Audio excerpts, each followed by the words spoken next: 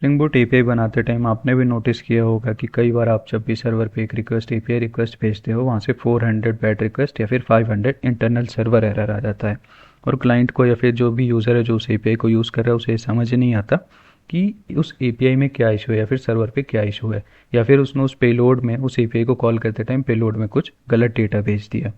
सोचो आप एक एक्सेप्शन हैंडलर बना लो अपने स्प्रिंग बूट एप्लीकेशन में जो कि हर एक एरर मैसेज को प्रॉपर रिस्पॉन्स या जेसन फॉर्मेट में रिटर्न करेगा जब भी कोई भी एक्सेप्शन अकर होता है आपके सर्वर पर। तो आज की वीडियो में हम इसी को स्टेप बाय स्टेप इम्प्लीमेंट करेंगे।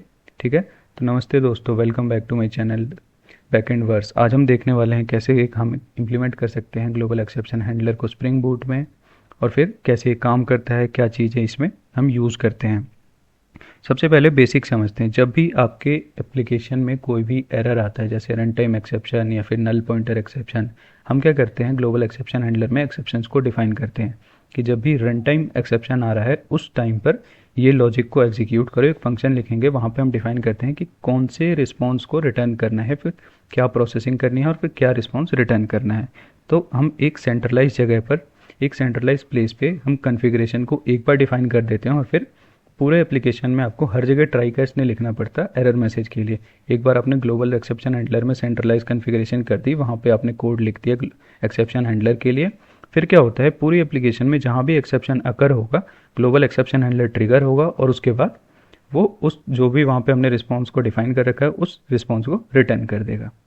ठीक है, तो मैंने पिछले वीडियो की रेफरेंस से यहाँ पे अपना प्रोजेक्ट बना लिया। सबसे पहले मैं आपको दिखाता हूँ प्रोजेक्ट जनरेट किया है मैंने ग्लोबल एक्सेप्शन हैंडलर। इसमें 3 डिपेंडेंसीज को इंक्लूड किया है, वेब, लोमबुक और वैलिडेशन। वेब और लोमबुक आप लोगों को पता है। वैलिडेशन क्या करता है, स्प्रिंग बूट में पेलोड वैलिडेशन का काम करता है, जो कि हम इस वीडियो में देखने वाले हैं। तो सबसे पहले हम एप्लीकेशन को स्टार्ट करते हैं। उससे पहले हम देखते हैं, मैंने यहाँ पे 3 एपीआई बना रखे हैं, create user, get all user, update user. यहाँ पे मैंने एक हैश मैप डिफाइन कर रखा है जो कि just for the reference to demonstrate कैसे चीज़ें काम करती है। उसके बाद हमने अपनी पिछली वीडियो में भी देखा था कि जब हम अपडेट यूज़र करते थे तो एक एक्सेप्शन अकर होता था गलत आईडी भेजने पे, user not found with given ID.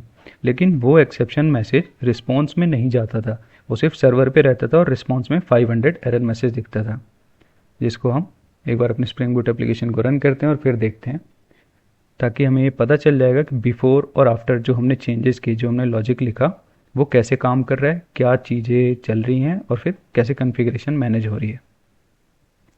सबसे पहले हम एक यूज़र क्रिएट करेंगे। यहाँ पर मैंने एक यूज़र क्रिएट करा, जॉन डो। ठीक है, उसके बाद हम क्या करेंगे, गेट की एपीआई हिट करेंगे, गेट ऑल यूज़र। ठीक है, तो ये यूज़र हमने क्रिएट कर लिया इस आईडी से। अब सर्वर पे सिर्फ एक ही यूज़र है जिसकी आईडी लास्ट में FB है। अब जैसे ही मैं पैच की एपीआई कॉल करूँगा, मैं यहाँ पर गलत आईडी भेजूंगा, FB की जगह F9। यहाँ पे एक्सेप्शन अगर होगा, same error 500 internal server error जो मैंने अभी आपको बताया था। अगर आप यहाँ पे देखोगे, यहाँ भी आ रखा है user not found with given ID, but ये एरर मैसेज रिस्पॉन्स में जाना चाहिए था ताकि यूज़र को पता चले कि इस आईडी से कोई भी डेटा एग्जिस्ट ही नहीं करता। यहीं पे इंट्रोड्यूस करेंगे हम अपना ग्लोबल एक्सेप्शन हैंडलर। सबसे पहले एक पैकेज बनाएंगे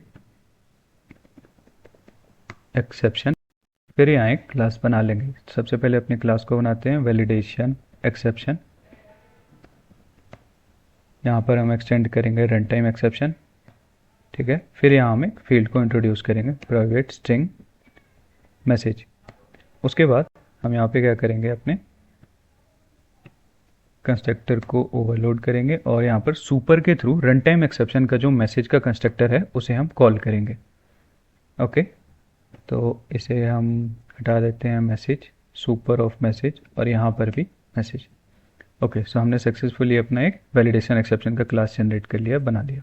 इसके बाद अब हम अपने ग्लोबल एक्सेप्शन हैंडलर को डिफाइन करेंगे।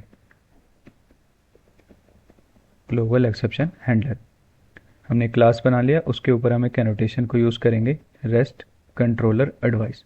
Rest controller advice spring boot को ये बताते हैं कि ये जो करंट क्लास है ये ग्लोबल एक्सेप्शन हैंडलर है। जहाँ पे भी जब भी कोई एक्सेप्शन अकर हो रहा है तो global exception handler class trigger होती है और उसके अंदर एक्सेप्शन हैंडलर्स ट्रिगर होते हैं। तो जब भी कोई एक्सेप्शन अकर होगा वो सीधा ग्लोबल एक्सेप्शन हैंडलर क्लास पर आएगा। सबसे पहले यहाँ पे एक फंक्शन डिफाइन कर लेते हैं, हैंडल वैलिडेशन एक्सेप्शन, ठीक है। और यहाँ पे हमें इनपुट मिल जाएगा वैलिडेशन एक्सेप्शन। फिर हम यहाँ पे यूज़ करेंगे एनोटेशन एक्सेप्शन हैंडलर, और इसमें हम डिफ़ाइन कर देंगे कौन सी एक्सेप्शन के लिए हम ये एक्सेप्शन हैंडलर डिफ़ाइन कर रहे हैं। तो यहाँ हमें एक्सप्लिसिटली बताना पड़ता है कि आप स्प्रिंग बूट में जब भी कोई एक्सेप्शन हैंडलर बना रहे हो, किस एक्सेप्शन हैंडलर के लिए, मतलब कौन सी एक्सेप्शन क्लास के लिए आप बना रहे हो। हमें यहाँ पे वैलिडेशन एक्सेप्शन क्लास के लिए बनाना है, हमने बना लिया। फिर हम यहाँ पे रिटर्न कर देंगे, return response entity dot bad request, मतलब कि 400 status code dot body exception dot gate message, जो मैसेज हमने वेरिएबल पी वहाँ पर अपनी एक्सेप्शन वैलिडेशन एक्सेप्शन क्लास में डिक्लेयर कर रखा है। फिर हम रिटर्न कर देंगे इसे। ओके, तो सक्सेसफुली आपने एक्सेप्शन हैंडलर में वैलिडेशन एक्सेप्शन क्लास को डिफाइन कर दिया है। जब भी पूरी एप्लीकेशन में कहीं भी वैलिडेशन एक्सेप्शन अकर होगा, ग्लोबल एक्सेप्शन हैंडलर क्या करेगा, इस लॉजिक को ट्रिगर कर देगा, मतलब इस फंक्शन को ट्रिगर करेगा। जैसे ही फंक्शन ट्रिगर होगा, यहाँ पे आपने लिख रखा है कि response entity dot bad request dot body, bad request मतलब 400 स्टेटस कोड के साथ रिटर्न कर दो जो एक्सेप्शन मैसेज मेरे पास आया है, जो यहाँ पे आया है, ठीक है। तो अब चलते हैं फटाफट अपनी सर्विस पे, और जहाँ हमने रन टाइम एक्सेप्शन थ्रो कर रखा है, यहाँ पे हम थ्रो करेंगे वैलिडेशन एक्सेप्शन, जो हमने अभी अपना एक क्लास बनाया है वैलिडेशन एक्सेप्शन। तो चलिए अब इसे टेस्ट करते हैं अपनी एपीआई को एग्जीक्यूट करके कि जो हमने लिखा है वो सक्सेसफुली वर्किंग है या फिर नहीं। एप्लीकेशन स्टार्ट हो चुकी है यहाँ पे। अब क्योंकि ये हम इन मेमोरी यहाँ पे सारा डेटा हम इन मेमोरी स्टोर कर रहे हैं एक हैश मैप में अपने सर्विस लेयर पे, तो जब भी हम एप्लीकेशन रीस्टार्ट करेंगे सारा डेटा लॉस हो जाएगा। हम फिर से एक यूज़र क्रिएट करेंगे यहाँ पर, create user, user created successfully. फिर हम एक यूज़र को गेट करेंगे। ओके, सो सर्वर पे हमारा एक यूज़र क्रिएट हो चुका है इस आईडी के साथ। अब इसे हम अपडेट करने की कोशिश करेंगे। जहाँ पे हम गलत आईडी प्रोवाइड करेंगे, 8 की जगह मैं प्रोवाइड करूँगा इसे 9, जो कि सर्वर पे एग्जिस्ट ही नहीं करता। यहाँ पे जैसे ही आप हिट करोगे, अब देखो पहले आपके पास 500 एरर आ रहा था, अब यहाँ पे इंटरनल सर्वर एरर के साथ 500 स्टेटस कोड आ रहा था। अब हमारे पास प्रॉपर एक एरर मैसेज आ रहा है, user not found with given ID with status code 400, ठीक है, user not found with given ID. तो हमने सक्सेसफुली अपना एक एक्सेप्शन हैंडलर डिफाइन कर लिया। वहाँ पे हमने ये भी डिफाइन कर दिया कि कौन सी एक्सेप्शन के लिए मैं अपना एक्सेप्शन हैंडलर बनाना चाहता हूँ यहाँ पर, ठीक है।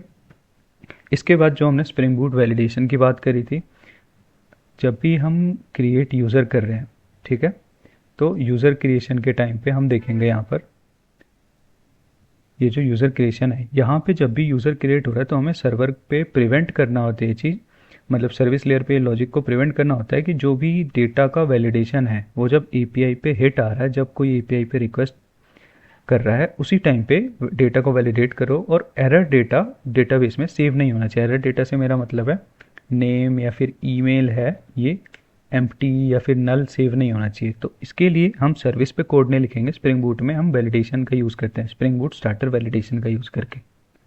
तो चलिए देखते हैं उसे हम कैसे इम्प्लीमेंट कर सकते हैं।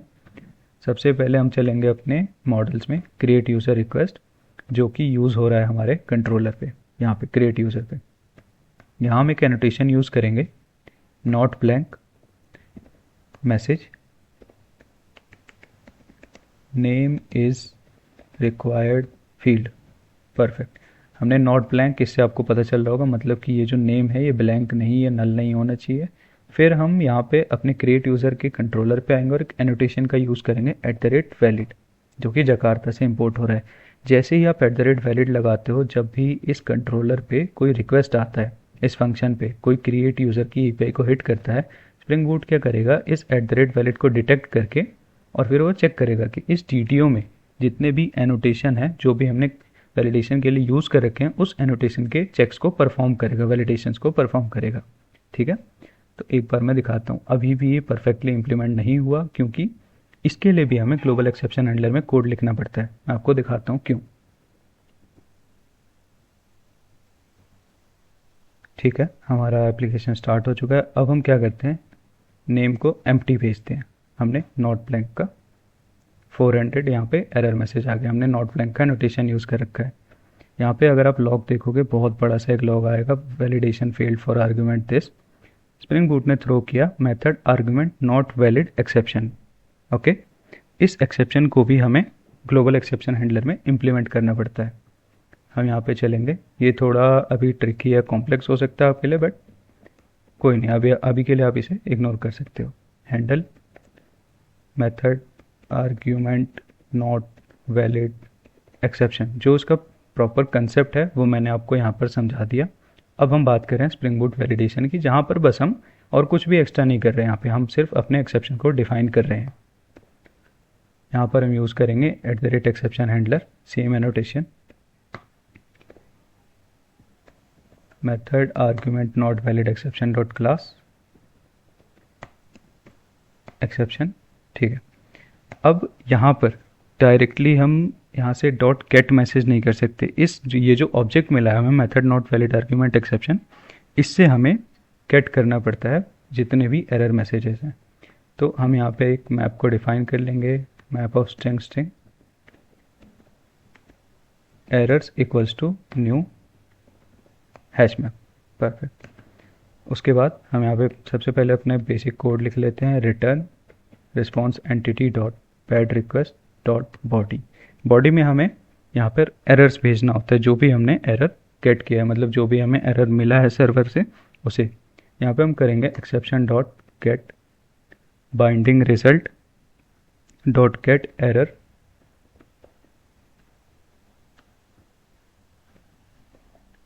Gate field error dot for each.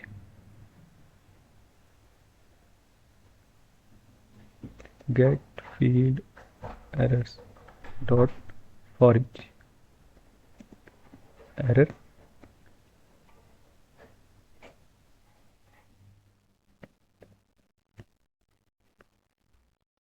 Get field dot comma error dot get default message. Perfect. अब हम इसे रिटर्न कर देंगे यहाँ पर, रिटर्न। तो हमने अपना successfully method argument not valid exception को डिफाइन कर लिया है। अब एक बार एप्लीकेशन को रीस्टार्ट करते हैं और टेस्ट करते हैं कि एरर मैसेज रिटर्न हो रहा है या फिर नहीं।